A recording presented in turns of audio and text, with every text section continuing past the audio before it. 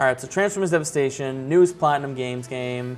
I'm a huge Transformers fan. What's your history with the franchise? I have watched Beast Wars. You watched Beast Wars, that's it. Beast Wars was Beast sick Wars as is shit. awesome. It was super good. Okay, so first off, we're not even going to talk about the story because there is none. It's like the most unless basic. you're really into the G1 Transformers stuff. I mean, it's pretty much the basic, like, you know, Decepticons trying to take over the world, Autobots stop it. That's kind of it. Were you disappointed about that or whatever? Like, because Platinum Games have like super over-the-top elaborate stories. The only really good, really good story I'd say they had was Wonderful 101.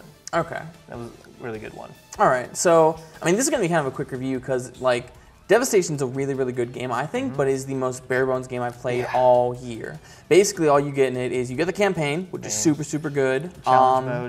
Challenge mode, and that's about it. I mean, there's like 3 different areas in the game, environments. there's a city and 2 different like spaceship areas. Spacey, neon, everything or whatever. It's kind of... It sucks to talk about like that because everything else I'm going to say is super positive, but those are very major marks against the game. But let's get into the good because we've been talking about like it's nothing for the first part of this review. But honestly, I really loved it. It's a lot of fun. It's gone the Transformers formula is super down where it's like a hack and slash game, but all 5 characters, there are only 5 characters, which are Optimus, Bumblebee, Wheeljack, Sideswap, and Grimlock. Oh, Grimlock is so good. Grimlock's grapple is amazing. But like, okay, so it's your basic action game, light, medium attacks. There's some range stuff going in. The best part about it, to me, honestly, is how different the characters all feel. Yeah. Because, I mean, the main thing about them is that the left bumper ability... Yeah, left bumper or L1. Or L1. They all have a unique ability. The unique ability is all, like, it makes them all feel very different. So Optimus has a giant truck that you can turn it into to, like, push enemies away. Bumblebee's got a slide. Slides, dashes. Grimlock has this great grab. And Wheeljack has a shield. Shield, yeah. So they all feel very different, which I think is a really good way to help stave off repetition in this game.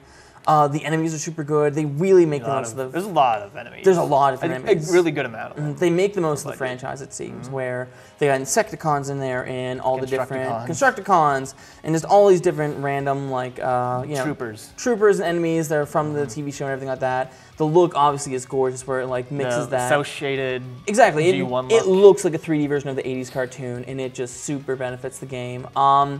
The music is really great, too. No one's been talking about that in reviews. There's not enough vocal tracks. There's not enough vocal tracks. Except for the one during the credits. Exactly, which is done by really good. Vince DiCola, the guy who did the music from the 80s Transformers movie or whatever. But it just has that great, it's a nice mix of 80s, like, cartoony tracks or whatever, with the Platinum Games sort of pedigree for really, like, intense music and stuff like that. I think it's worth mentioning that the same director did Metal Gear Rising, and the music in these games is very similar. Okay, yeah, it seemed to have that same kind of flair to it or whatever.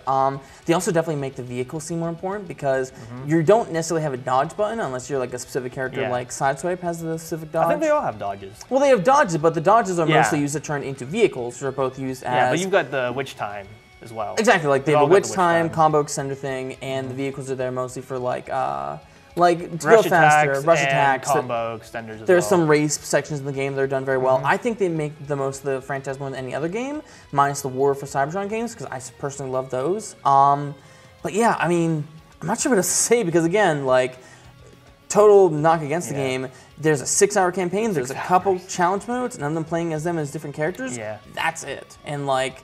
It seems all the challenge modes are just kill the enemies. Kill the enemies or race things. There's not anything very interesting like Metal Gear Rising has. Exactly. I mean, it really is... I mean, I'm going to go into final thoughts, I think, now. If you are a fan of Platinum Games, other games, or if you're a super fan of the Transformers franchise, this, if you're one of those two things, it's definitely a buy because you're getting exactly what you want. It's at a $10 cheap price of $50 upon release. Super worth it to play it. If you like those kind of games, and you can play those for hours and hours and hours. We even talked about the loot system, where you get different weapons to unlock and customize and upgrade. And you get better weapons on higher difficulties that have like 3 times as many Exactly, skill slots. It has like a Diablo feel to it. If you like that kind of thing, there's a good bit of replay value in just the core gameplay. Yeah, and people that love this genre are always going to be playing on harder difficulties, trying to get the perfect ranks for every battle on every chapter. Exactly, but like I would give it a buy for big Platinum or Transformers fans. But with the major caveat, if you're not one of those fans, this is maybe a try it. Because otherwise, it's a short campaign in a franchise you may not be that familiar with ridiculously hard gameplay. Where like, if you don't master it, you're gonna get your butt kicked. This is not the Transformers game for kids. No, it's definitely not. With like a franchise like that, it's kind of a weird knock against it. But overall, yeah. Transformers a Platinum Games fan, buy it. If you're not, try it, I guess, and that's really all I can say about the game, honestly. Yeah, I'm gonna say buy it as well if you love character action, because that genre is pretty much held up by Platinum Games. They're the only ones, apart from Capcom's Devil May Cry series, that really gets into that genre. And this is gonna be what you're gonna get for this year. It's and like you better the one, savor it, because you're just gonna have to wait until Scalebound of Fury. It's next that year. one kind of crazy action game you'll get this year. And I can Yeah. totally see that if you're like a fan of those kind of games. This would be definitely the thing to get. But yeah, honestly, you know, that's our thoughts on the game. What do you think? Are you actually going to pick it up? Are you waiting for it to like much lower in price? Leave a comment below and just let us know what you think.